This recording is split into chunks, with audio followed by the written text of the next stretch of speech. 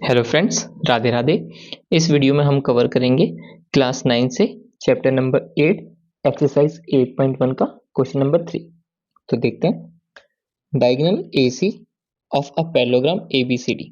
ABCD एक parallelogram है जहाँ पे एसी एक डायगोनल है and bisect angle A. Angle A को ये बाइसेक्ट कर रहा है, मीन्स ये एंगल और ये एंगल दोनों इक्वल है। ठीक है। शो दैट केस 1 में it bisect angle C also. अच्छा, हमको ये जो एंगल है इसको इस एंगल के इक्वल प्रूफ करना है केस 1 में। एंड केस 2 में एबीसीडी इज ए रोम्बस, और एबीसीडी क्या एक रोम्बस भी है। चलिए ठीक है। अगर हम केस 1 की बात करें तो देखिए कि एंगल सी हमको क्या करना है, अगर हमको ये दोनों इक्वल शो करना है। अब ये एंगल इस एंगल के इक्वल है, ये तो हमको क्वेश्चन में गिवन ही है। हम नेम कर लेते हैं ताकि इजी हो जाए। 1 2 एंड 3 4। ठीक है, नेमिंग हमने कर दी। अब देखिए एंगल 1 एंगल 2 के इक्वल है और एंगल 2 एंगल 3 के भी इक्वल है। ये दोनों पैरेलल लाइन है। ये देखिए, ये सी डी है, ये आपका ए बी है, ये आपका ए सी है ना। तो ये एंगल ये पैरेलल लाइंस है, ये ट्रांसवर्सल है, तो ये दोनों एंगल भी इक्वल होंगे। तो 3 और 2 भी इक्वल हो गया। और वैसे ही अगर ये दोनों लाइन पैरेलल है ए डी और बी सी, और ये एक ट्रांसवर्सल का काम कर रही है, तो एंगल ये मतलब एंगल 1 एंगल 4 के भी इक्वल होगा, है ना। ये 3 था, ये 2 था, ये 1 था, 4 था। अब 2 3 के इक्वल हो गया, 1 4 के इक्वल हो गया, 1 2 के भी इक्वल है। तो ये हम अभी प्रूफ करेंगे तो 3 और 4 भी इक्वल हो जाएंगे। और अगर ये दोनों इक्वल हैं मींस ए सी क्या कर रही है, सी को भी बाइसेक्ट कर रही है ना। तो सॉल्यूशन में लिखेंगे केस 1। देखिए गिवन में हम पहले लिख लेते हैं कि एबीसीडी इज अ पैरेललोग्राम। ये पैरेललोग्राम है तो अपोजिट साइड तो इक्वल होंगी, है ना। अब एंगल ए बाइसेक्ट भी बता रहे तो एंगल 1 इक्वल्स टू एंगल 2 भी लिख लेते हैं। हमने नेमिंग कर दिया तो हम एंगल 1 एंगल 2 भी इक्वल है, हम ऐसा लिख लेते हैं। अब देखिए, अब नाउ इफ ऐसे लिखते हैं, इफ पहले इसको ले लेते हैं एडी पैरेलल टू बीसी। अगर एडी पैरेलल है बीसी के, है ना, तो देखिए एडी पैरेलल बीसी के, तो एंगल 1 और एंगल 4 भी क्या होंगे, therefore angle 1 equals to angle 4। ठीक है, ऑल्टरनेट इंटीरियर एंगल्स।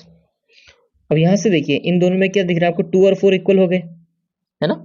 और वैसे ही अगर हम यहाँ पे ऐसे करते हैं, if A B parallel to C D लिखते हैं तो therefore A B parallel to C D transversal, तो एंगल 2 एंगल 3 के इक्वल हो जाएगा। ये भी ऑल्टरनेटिव इंटीरियर एंगल है ना। अब आप यहां देखिए, अगर एंगल 1 और एंगल 2 इक्वल है और एंगल 2 एंगल 3 के इक्वल है, तो एंगल 1 और एंगल 3 भी इक्वल हो गए, है ना। आप ऐसे करिए, इसको नंबर 1 दे दीजिए, इसको 2, इसको 3। अब यहां पे ऐसे लिख सकते हैं फ्रॉम 1 एंड 2। 1 एंड 2 से हमें क्या पता चला कि एंगल 2 एंगल 4 के भी इक्वल हो जाएगा, है ना। और एक चीज और, एंगल 2 एंड 3 से हम लिख लेते हैं। यहां से हमें क्या पता चला, देखिए अब आपको पता है 1 और 2 के इक्वल हैं एक दूसरे के, तो 3 और 4 भी तो इक्वल होगा, है ना। 1 एंड 2 इक्वल ही हैं, तो 1 एंड 2 के बदले हम सीधे इन दोनों को इक्वल लिख सकते हैं। तो 2 और 3 से हमें एंगल 3 और एंगल 4 भी इक्वल मिल गया, है ना। एंगल 3 और एंगल 4 अगर इक्वल ही हैं तो देयरफॉर की जो AC है बाइसेक्ट एंगल C, है ना। केस 1 सॉल्व हो गया। केस 2 में क्या है, ABCD रोम्बस है। केस 2 में रोम्बस है, रोम्बस की क्या कर सकते हैं हम चारों साइड इक्वल कर देंगे तो रोम्बस बन जाएगा। अब देखिए, अभी हमने यहाँ पे एंगल्स की बात करी। देखिए एंगल 2 और एंगल 4, अगर हम एंगल 2 और एंगल 4 दोनों इक्वल हैं तो देखिए हमने ट्रायंगल में पढ़ा था, अगर आप इसको ऐसे देखेंगे, ये कुछ यूं बन रहा है, angle A angle C angle B, angle 2 angle 4 के इक्वल है। तो ट्रायंगल में हमने पढ़ा था कि एक ट्रायंगल में अगर अपोजिट मतलब एंगल्स अगर इक्वल हैं तो इनकी अपोजिट साइड्स भी इक्वल होती हैं। तो इसके अपोजिट ये, तो ए बी इसके अपोजिट ये दोनों भी इक्वल हो जाएंगी। ठीक है, और सेम अगर हम ऊपर वाले ट्रायंगल की बात करें, है ना, एडी एडीसी, ये दोनों एंगल इक्वल हैं, तो इनके अपोजिट एंगल्स भी इक्वल होंगे, है ना। तो ये भी इसके इक्वल है, ये भी इसके इक्वल है, और ये दोनों एंगल भी इक्वल है। देखिए ये दोनों एंगल भी इक्वल है, तो इक्वल हैं तो सारी साइड्स क्या हो जाएंगी, इक्वल ही हो जाएंगी। और सारी साइड अगर इक्वल है तो क्या है, ये एक रोम्बस है। अब देखिए हम ऐसे लिखेंगे, if in triangle A B C में लिख सकते हैं एंगल 2 इक्वल्स टू एंगल 4। अगर एक ट्रायंगल में एंगल 2 एंगल 4 के बराबर है, देयरफॉर एंगल 2 के अपोजिट मान लीजिए BC है, तो हम BC लिख लेते हैं, है ना। और एंगल 4 के अपोजिट क्या है, AB है, ये इक्वल हो जाएगा। लिख सकते हैं opposite sides of equal angles in a triangle are equal, है ना, ऐसा हम लिख सकते हैं। तो BC क्या हो गया, AB के इक्वल हो गया, है ना, हो गया। अब ऐसे ही क्या कर सकते हैं हम, इफ इन ट्रायंगल ADC ले लेते हैं। ADC में क्या है, आपका एंगल 1 इक्वल है एंगल 3 के, देयरफॉर एंगल 1 के अपोजिट क्या है,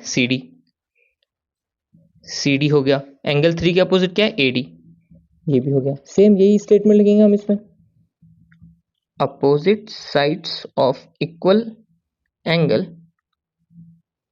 इन अ ट्रायंगल आर इक्वल ही होती हैं। तो यहाँ पे CD इक्वल आ गया AD के, CD इक्वल आ गया AD के, ठीक है। अब हम इनको भी प्रूफ कर सकते हैं।